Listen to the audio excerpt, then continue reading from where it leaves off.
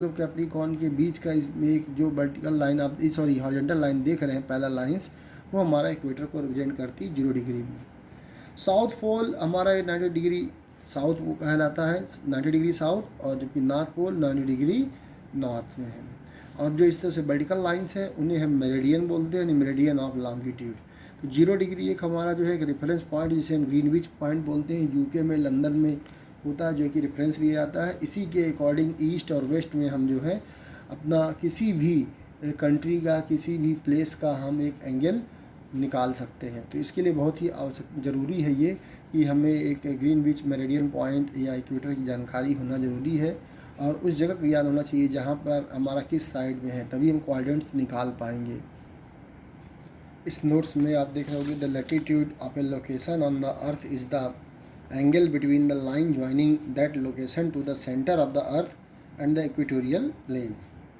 तो इसको भी हम थोड़ा चर्चा करते हैं कि लैटिट्यूड क्या होता है, जबकि longitude is a geographic coordinate that specifies the east west position of A point on the earth surface.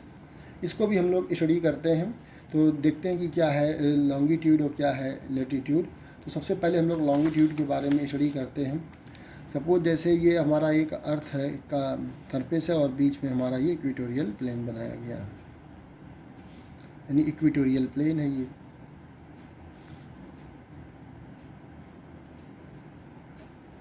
इस प्लेन का जो ये सेंटर है, इसे हम उससे रिप्रेजेंट करते हैं, और यहाँ पर एक कोई पॉइंट पी है जिस पर हमें इसके स्टेटस निकालना है लॉन्गिट्यूड, या हमको एक कोई पॉइंट पी है। यहाँ पॉइंट जो हमारा पी है ये वो रिप्रेजेंट कर रहा है कि हम इस जगह पे देखना चाहते हैं कि ये कोई एक इसका हम स्टेटस देखना चाहते हैं कि अर्थ से इसका कितना एंगल बन रहा है। तो यहाँ पर ये ओ है इक्वेटोरियल प्लेन पर, और इक्वेटोरियल प्लेन पर ही एक पॉइंट हमारा इस जगह लेते हैं, ए पॉइंट है जिसे हम बोलते हैं ग्रीनविच पॉइंट।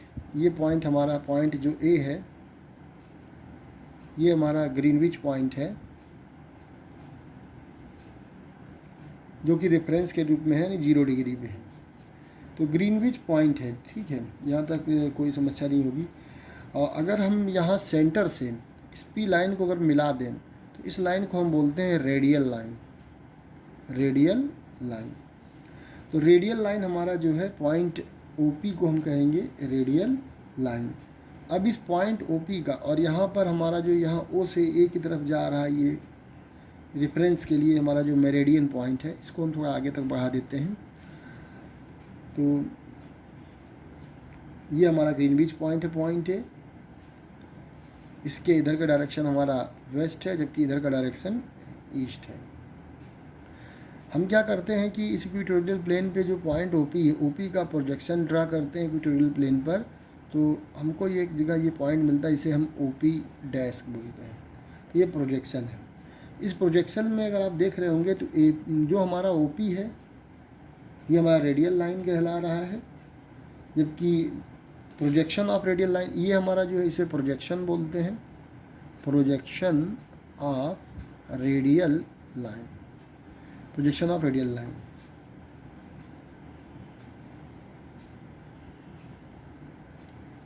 तो जो एंगल यहाँ पर ग्रीनविच मेरिडियन मतलब जो ग्रीनविच पॉइंट है, जो रेफरेंस 0 से ग्रीनविच मेरिडियन भी बोलते हैं। तो ग्रीनविच मेरिडियन और प्रोजेक्शन के बीच जो एंगल बन रहा है उसे हम बोलते हैं लॉन्गिट्यूड। तो डिफिनीशन में भी ये कह सकते हैं, longitude is geographical coordinate that specify the east west position of A point on the earth surface. या ये भी हम कह सकते हैं, it is a angle measured from the Greenwich line or meridian line to the projection of radial line OP dash, projection of radial line OP dash, या हम ये कह सकते हैं line joining the location of centre of the अर्थ। जब हम इसको मिलाते हैं OP डैश, तो हमारा ये प्रोजेक्शन लाइन और मेरिडियन लाइन के बीच जो एंगल बनता है उसे हम बोलते हैं longitude. It is represented by capital L. Longitude को हम लोग कैपिटल एल से रिप्रेजेंट करते हैं। तो एंगल बिटवीन, अगर हम देखेंगे angle between O A and O P dash, ये हमारा जो अगर लॉन्गिट्यूड देखा जाए तो इंडिया के लिए हम क्या मेजर कर सकते हैं लॉन्गिट्यूड। अभी जैसे हमने अभी इधर आपको बताया था कि लॉन्गिट्यूड जो होता है हमारा इंडिया के लिए 82.5 डिग्री ईस्ट है, और जबकि लेटीट्यूड होता है 23.5 डिग्री नॉर्थ। ये इलाहाबाद का सेंटर है जहाँ से हम लोग इसको रेफरेंस सेंटर मानते हैं, इलाहाबाद में मेजर है। तो जो हमारा ये जो एंगल है यहाँ पर, इसको हम ये कह सकते हैं कि 82.5 डिग्री ईस्ट है। इसी तरह अगर हम दूसरा एंगल देखें लैटीट्यूड के बारे में, लैटीट्यूड जिसे हम फाई से रिप्रेजेंट करते हैं, तो ये जो हमारा रेडियल लाइन है, आप देख रहे होंगे ये रेडियल लाइन है ओपी और प्रोजेक्शन लाइन है ओपी डैश। तो latitude is an angle measured from radial line to its projection on equatorial plane either in north or south hemisphere. तो ये जो इक्वेटोरियल प्लेन का ऊपर का हिस्सा, इसे हम बोलते हैं नॉर्दर्न हेमीस्फीयर, और जबकि नीचे के हिस्से को बोलते हैं सदर्न, यानी सदर्न हेमीस्फीयर बोला जाता है। तो it is an angle between the या measured from radial line to its projection on equatorial plane either at the north side और साउथ साइड, साउथ हेमीस्फीयर। तो साउथ हेमीस्फीयर पे चाहे मेजर करें चाहे हम नॉर्दर्न हेमीस्फीयर पे, तो ये हमारा कहलाता है। तो ये एंगल हमारा कहलाएगा लैटीट्यूड, जिसे हम फाई से रिप्रेजेंट करते हैं। तो जो हमारा एंगल यहाँ बन रहा है angle between O P and O P dash, ये हमारा कहलाएगा फाई, इसे हम बोलते हैं लैटीट्यूड। लैटीट्यूड यानी angle between O P and O P dash, इसे हम फाई से रिप्रेजेंट करेंगे। एक्चुअली है क्या कि जैसे मान लीजिए हम लोग यहाँ पे स्टडी करते हैं ग्रीनविच पॉइंट या ग्रीनविच मेरिडियन जो हमारा है, ये एक्चुअली यूके में लंदन में है स्पेस, वहाँ पे हम लोग उसको मेजर करते हैं। तो ये हमारा जो इस समय जो लॉन्गिट्यूड होता है वो 0 डिग्री होता है, और इसके राइट हैंड साइड जाएंगे तो हमारा इंडिया, इसी तरह अनदर देश जापान और मिलते जाएंगे। तो इंडिया के लिए लॉन्गिट्यूड हमारा 82.5 डिग्री ईस्ट मेजर किया जाता है। और जैसे जैसे हम पीछे की तरफ आएंगे तो इधर हमारा यूएसए वगैरह अनदर कंट्रीज़ होंगी। तो इस तरह से हम लोग मेजर करते हैं लॉन्गिट्यूड एंड लैटीट्यूड। तो लॉन्गिट्यूड आपको समझ में आया कि लॉन्गिट्यूड क्या है, it is an angle measured from the Greenwich meridian and the projection line on the surface of the equatorial plane, while the latitude is the angle between the radial line and the projection line on the surface of the equatorial plane either in southern hemisphere or in northern hemisphere। इसे हम phi से represent करते हैं। इस figure में आपको ये समझ में आ गया होगा कि जो हमारा ग्रीनविच मेरिडियन है, अगर इसके हम वेस्ट साइड जाएंगे तो हमारा जो है लॉन्गिट्यूड जो होगा इंडिया के लिए वो डिक्रीज होगा, क्योंकि हम यूएसए की तरफ मूव करेंगे तो इधर की ओर घटेगा, और जबकि हम उधर की ओर जाएंगे ईस्ट साइड जाएंगे तो वो हमारा जो है पॉजिटिव होगा। तो ईस्ट साइड हमारा जुड़ता है जबकि वेस्ट साइड में घटता है। तो हमारा जो ग्रीनविच मेरिडियन है, जिसे हम बोलते हैं ग्रीनविच मेरिडियन टाइम भी बोल सकते हैं, क्योंकि कैलकुलेट करने में ये हमारे लिए जीएमटी शब्द का इस्तेमाल होता है, जिसे हम फुल फॉर्म कहते हैं ग्रीनविच मेरिडियन टाइम। इसको हम लोग कैलकुलेट भी कर सकते हैं। तो हमारा ये वेस्ट डायरेक्शन को रिप्रेजेंट कर रहा है, जबकि ये हमारा ईस्ट डायरेक्शन को रिप्रेजेंट कर रहा है। तो हमारा जो है इंडिया के लिए, जो कि ग्रीनविच मेरिडियन है हमारा, जो कि यूके में है ग्रीनविच मेरिडियन, वो 0 डिग्री है, जबकि इंडिया के लिए हमारा 82.5 डिग्री ईस्ट है। या हम ये कह सकते हैं कभी बेसिकली अगर हम उधर आते हैं वेस्ट की तरफ आते हैं तो ये घट जाता है। कुछ यहाँ पे रोटेशन एक बेसिक हम लोग थोड़ा सा नॉलेज रखते हैं कि जो हमारा वॉच टाइम होता है, वॉच सेट होता है। अक्सर हम देखते हैं कि जब भी हम कंप्यूटर या फिर उसमें देखते हैं तो उसमें हमारा वॉच सेट टाइम दिखाता है। Watch set time in India अगर हम उसको देखते हैं तो वो लिख के आता है यहाँ पर GMT + 5.5 आवर्स। ऐसे लिख किया था GMT प्लस 5.5 आवर्स, यानी 5.5 आवर्स को हम बोलते हैं IST यानी इंडियन स्टैंडर्ड टाइम। कैसे कैलकुलेट करते हैं इसको हम लोग जरा कॉन्सेप्ट में देखते हैं कि GMT क्या है। GMT का फुल फॉर्म हो गया Greenwich meridian time. Greenwich meridian time से हमारा जो है 5.5 आवर्स ज़्यादा होता है इंडियन स्टैंडर्ड टाइम, यानी जो लंदन में जो समय हो रहा होगा उससे हमारा लगभग 5.5 आवर्स ज़्यादा। तो कैसे हम ये कैलकुलेट करते हैं इसको देखते हैं कि कंसेप्ट कैसे हमारा ये आया। इसके लिए हम जानते हैं कि जो अर्थ है, अर्थ जो है करीब अपना एक चक्कर अपने एक्सिस पे जो घूमती है तो लगभग 24 आवर्स लगाती है। 24 आवर्स अर्थ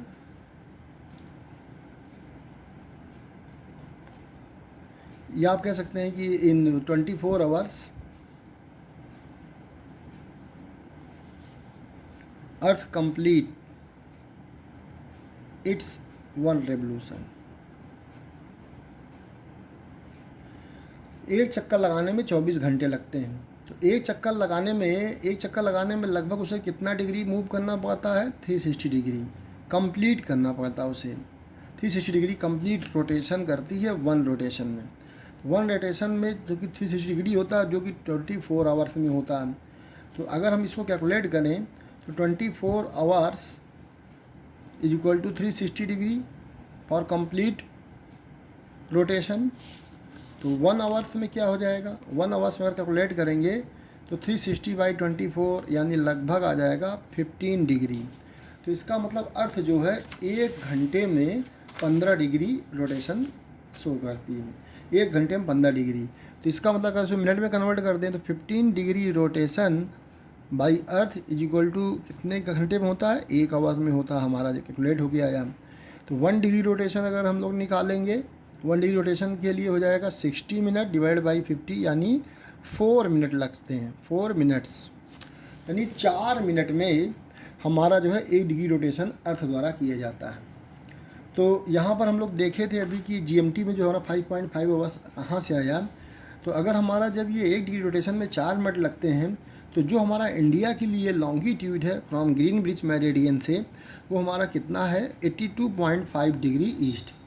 तो स्टूडेंट्स अगर हम 82.5 डिग्री ले लेंगे तो 1 degree rotation is equal to 4 minutes. तो 82.5 डिग्री रोटेशन हमारा कितने मिनट्स में हो जाएगा? जब मल्टीप्लाइड करेंगे तो लगभग हमारा आ जाएगा, ये आ जाएगा 330 मिनट्स।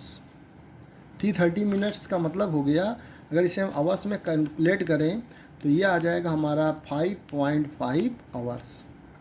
तो ये 5.5 आवर्स ही हमारा जो है वॉच टाइम में कंसीडर किया जाता है, जो कि हम लोग इंडिया के स्टैंडर्ड टाइम में देखते हैं कि Greenwich meridian time plus 5.5 hours, जो कि इंडिया का स्टैंडर्ड टाइम है। तो इस तरह से हम इंडिया के अंदर वॉच टाइम हम लोग निकालते हैं। वॉच टाइम इन इंडिया हम लोग कैलकुलेट करने के लिए ग्रीनविच मेरिडियन टाइम पे 5.5 आवर्स इंडियन स्टैंडर्ड टाइम को हम लोग ऐड कर देते हैं। क्यों ऐड करते हैं इसका कारण हम लोग अभी जान चुके हैं कि किस तरह से हमने कैलकुलेट किया है कि लगभग 5.5 आवर्स जो हमारा इंडिया के लिए लॉन्गिट्यूड इलाहाबाद के लिए 82.5 डिग्री है, जो कि हमारा अगर मिनट्स में कैलकुलेट करते हैं तो 330 मिनट्स आता है और आवर्स में 5.5 आवर्स। अब हम देखते हैं कि सोलर टाइम क्या होता है। सोलर टाइम इसे हम ST से रिप्रेजेंट करते हैं, जो कि वॉच टाइम से थोड़ा डिफरेंट होता है। तो वॉच टाइम के लिए तो कैलकुलेशन हम लोगों ने क्लियर कर लिया। सोलर टाइम क्या होता है? It is the actual time of any location according to the sun के अकॉर्डिंग हमारा जो है एक्चुअल टाइम कितना हो रहा है। तो सोलर टाइम को हम लोग इस तरह से रिप्रेजेंट कर सकते हैं कि solar time is equal to watch time जो हमने अभी ऊपर कैलकुलेट किया plus 4 into L0 minus LSC। इस तरह से हम लोग सोलर टाइम एक्चुअल निकालते हैं। जबकि वॉच टाइम हम लोग कैलकुलेट किए थे अभी GMT प्लस 5.5 आवर्स। तो यहाँ पर जो L0 है इसे हम बोलते हैं लोकल लॉन्गिट्यूड,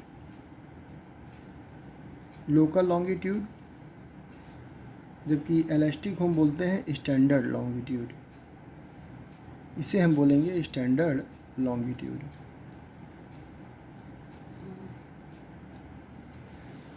अब एग्जाम्पल से आपको ये समझाते हैं। सपोज मान लीजिए कि एक अर्थ का एक सरफेस है, वहाँ पर कोई व्यक्ति जो है इस समय खड़ा हुआ है।